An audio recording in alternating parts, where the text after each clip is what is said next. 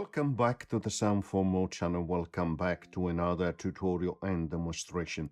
Today I have the pleasure to introduce you to Transit 2 from Baby Audio. Before I continue, I would like to remind my viewers to subscribe as it helps with growing the channel. Additionally, if you would like to support what I do, please make sure to check the description on each video, which will tell you how to do that. Okay, so version 2 of Transit. What can I say? It's definitely a major improvement and upgrade on Transit with more modules, 10 of them, for new modes that we're going to see a little bit in a moment. Also the ability to modulate, for example, global mix, which is great, or output as well, and tons of presets, around 1,000 of presets now available. I think as a product, it deserves probably a little bit more attention in the market out there. I wish I could see a little bit more videos on YouTube on it, as it really deserves it. It's a multi-effect, and but it's more than that, because you can do a lot of options and a lot of motions, more than options, motions, or you have a lot of options for motions and different type of effects. So really, it's a platform of effects. As you can see, we are inside the UM. I just decided this time to use Steel Guitar Pro, which sounds amazing from Huang. So let's decrease a little bit more the volume.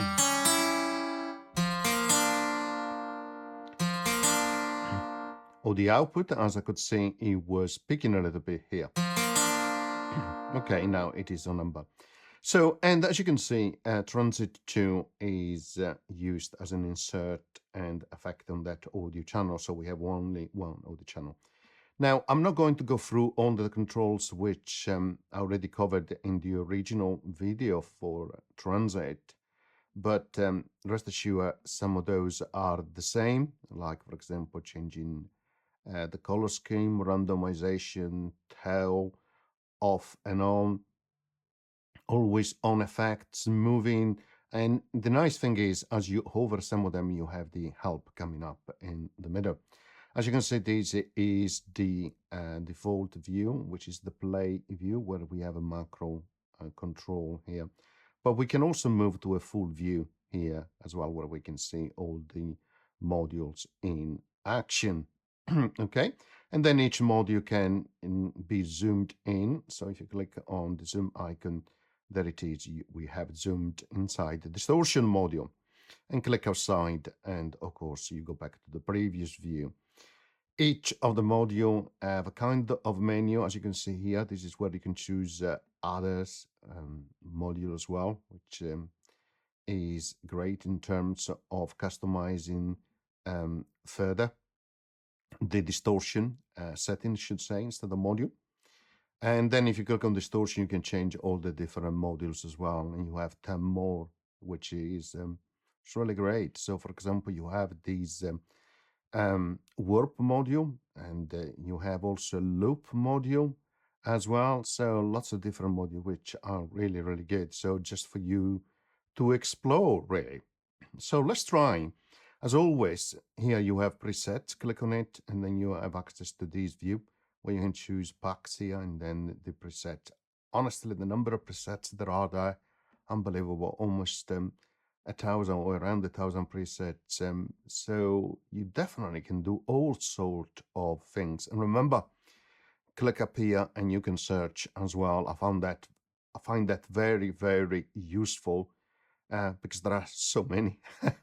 And I hope they continue to add to it because it's great. This is done, by the way, in collaboration with Huang, which is fantastic. So if you are struggling with effects and which one to buy, I definitely recommend it. Go for Transit 2, and it gives you all sort of things you want to do. Analog chorus, auto pump, bit crush, compression, delay, digital chorus, EQ, flanger, different filter with different ramp, of course, looping, modulation filter, noise, oscillator, phaser, pinch, pump effect, reverb, retro reverb, a reverser, which is great, spread, tremolo, speaker. So a lot you can do there. But let's focus it a little bit more on hearing what I can do. Although this is version 2 of Transit, so hopefully you've seen Transit before. And let me go back to play view where I have this macro control, so I can control effectively the dry and wet.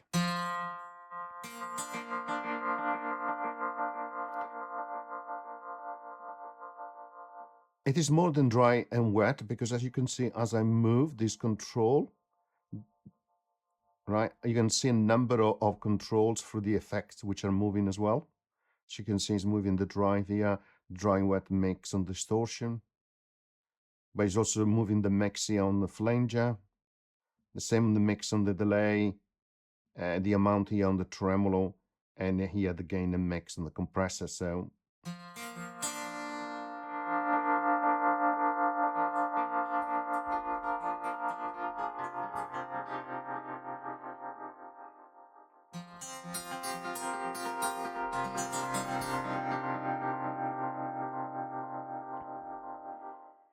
now, you can remove the different module, click on distortion, go right at the top and select clear, right? And you can do the same for all the others. So you go back to something like this, where you have just a microcontroller. Another moment you don't hear anything because it's not having any effect, right? Click on the plus sign here, and let's say that we are going to add a filter. You can see the dot here, the yellow dot, that means they are controlled by the microcontroller here.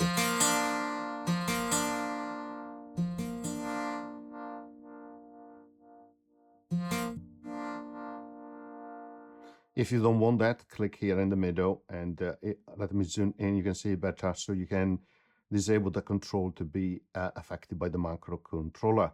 You can do that for all the ones which are applicable for this filter. In this case, you cannot change the type of filter, but you can change the cutoff, the resonance, and the mix. Okay, so click outside, and this is the first mode, and there are 4 new modes, which is fantastic, absolutely great. So let's go inside here. Let's change to LFO.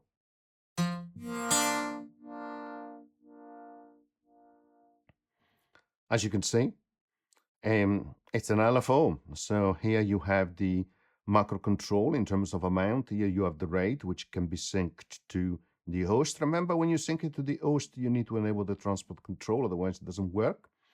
Type of weight and smoothness in terms of transition.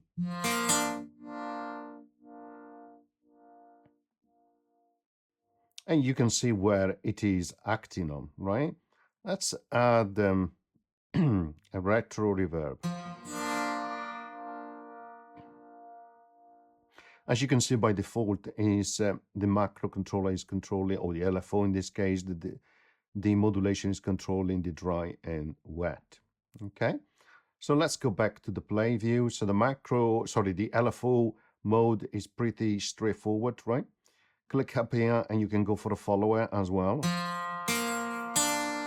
So it follows the input signal. Of course, you need to adjust the detection.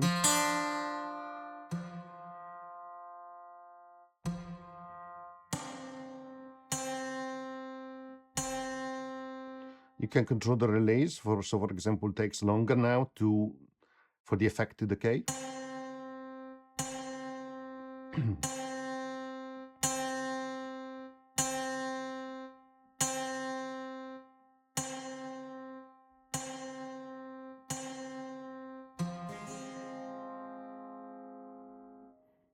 You can do similar on the attack.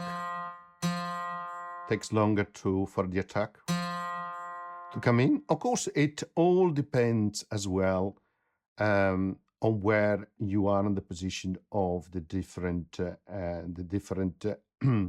controls for each of the module, right? So in this case, this is what it's doing, is decreasing here. If I was to click here to remove this, so let's put this one a maximum, put the control on again.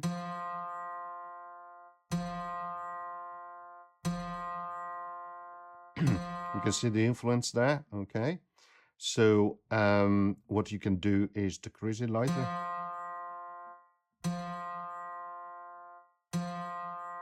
Perhaps remove here the impact on the resonance. And also remove it on the mix as well. Let's increase the mix. Let's re-enable it here.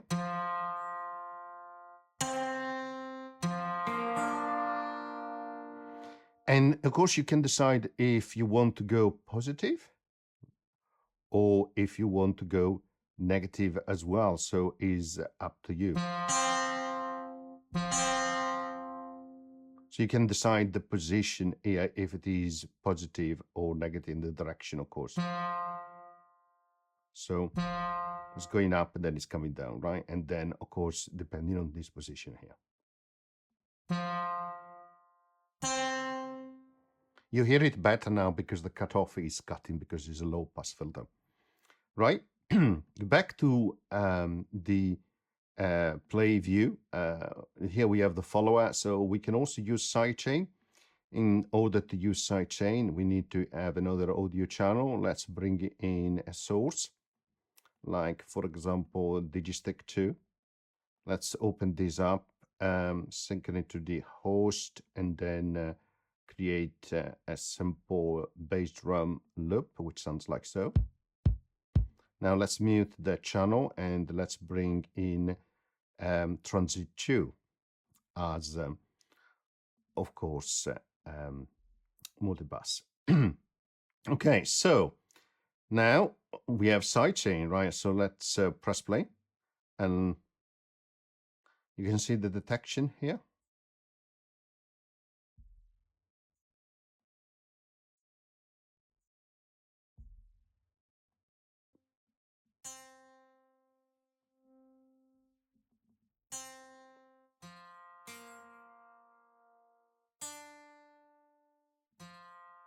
And based on the detection, of course, you can change therefore what is going to affect. Okay, so let's go the other way around.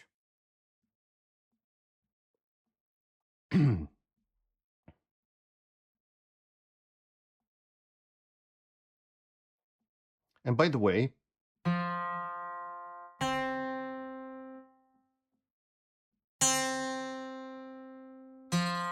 you can change the curvature here, click and hold and move up and down.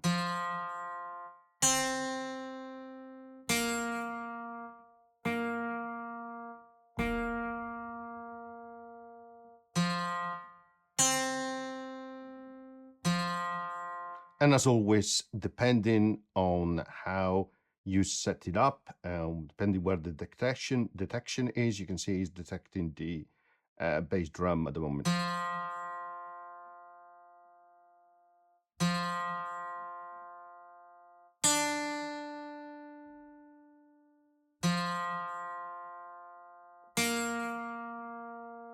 So you can hear it just a little bit, of course, depending, as I said, on the different settings that you have here. As I said, you can go one direction or you can also go the other direction as well if you prefer. So, okay, so like so.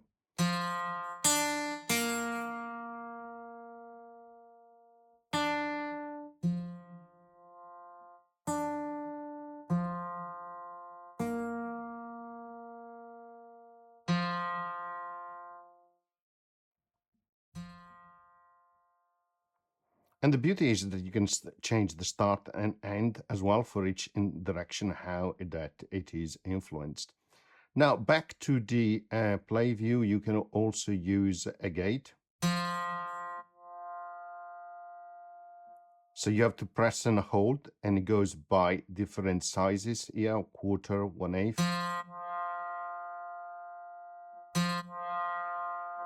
You can set in a loop as well.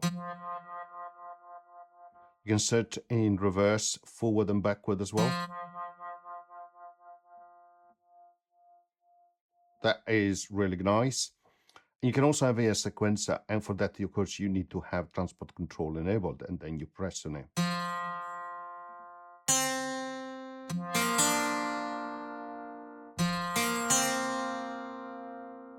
Can have it back and forth as well. Again, always depends on the settings that you have enabled here, okay? So that is just a quick view. Of course, there are so many different effects that you can try. I love the granulars. They are really nice. So.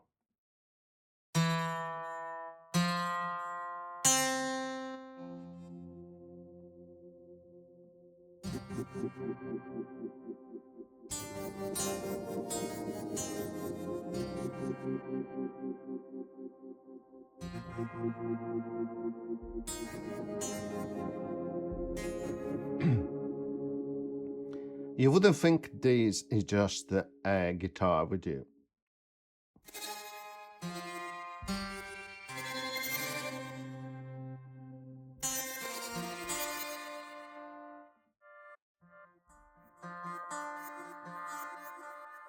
Clearly here you have a delay, you have a warp as well, and you can stretch the sound.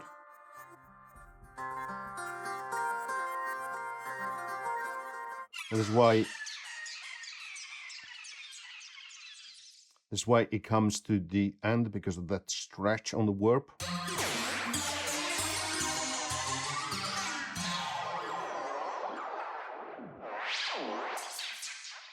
Of course, we can decide to have a different type of input channel, right? So let's remove our guitar, and why don't we go back to Digistick 2, and we create again a simple loop. I always love Digistick.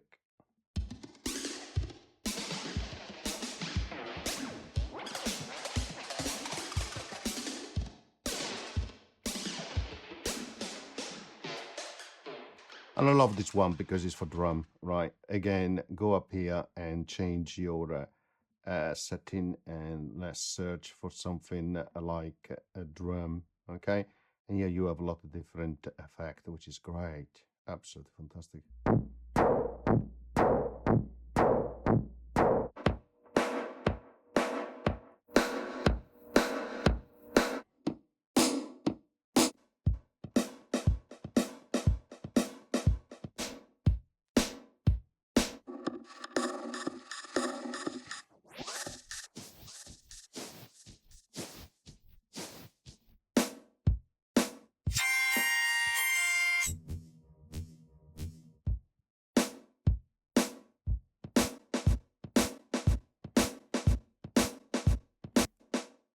This one is great. It's using a follower, which is great.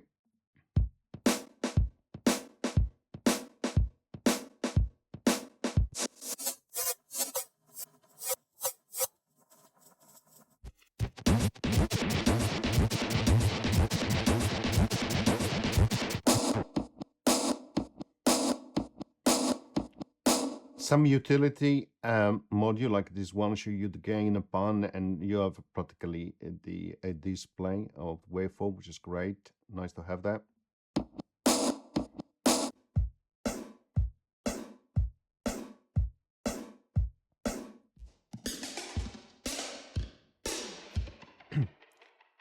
Sometimes you may fall into the trap that there is nothing happening on effect. Check the macro and the position. So sometimes the detection is what tricks you as well. It's not always on. Sometimes also you need to have transport control on as well.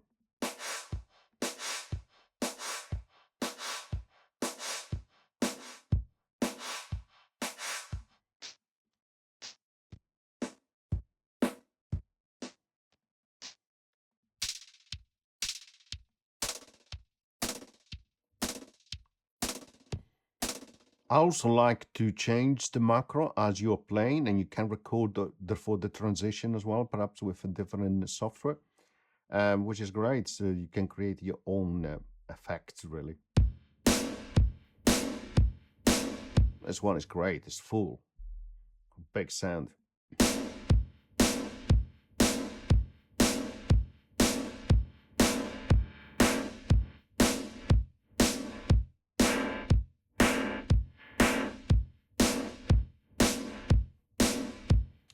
If you consider the number of effects that we have live at the moment, the DSP usage was 11%, so not bad at all. Control exposed, as always, really good. So then you can use another software NCC messages, for example, or external controller, etc., to control some of the parameters. So that is, yeah, that is really nice. Let's go for something like space, and let's perhaps change these to a piano as well as a piano, as an audio source, I should say. Connect my external controller, which keyboard works so nicely for me. I love the controller, and doesn't make a lot of noise on the keys as well, which is a bonus.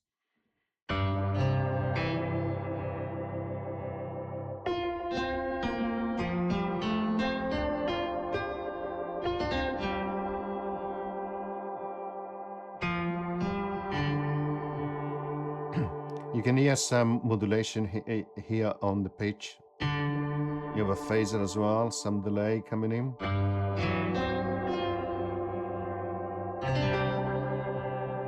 So you can create something atmospheric, dynamic.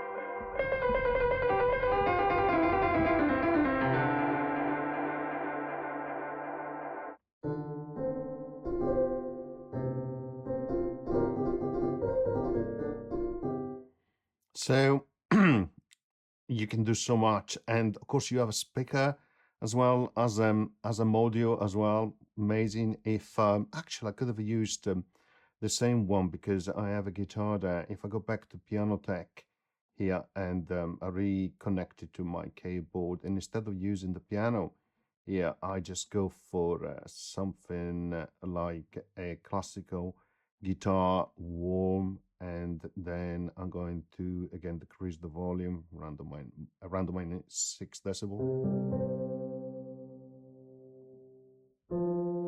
And the reason I wanted to go back to the guitar is because I wanted to show you have distortion effect as well. And therefore pick one and go for it.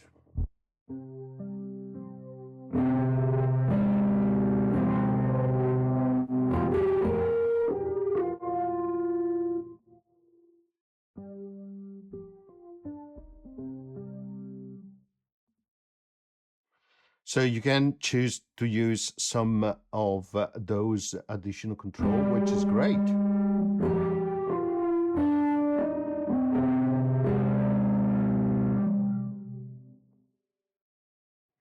Okay, I'm going to stop here. I hope you enjoyed the demonstration and short tutorial. And as always, see you next time. Bye.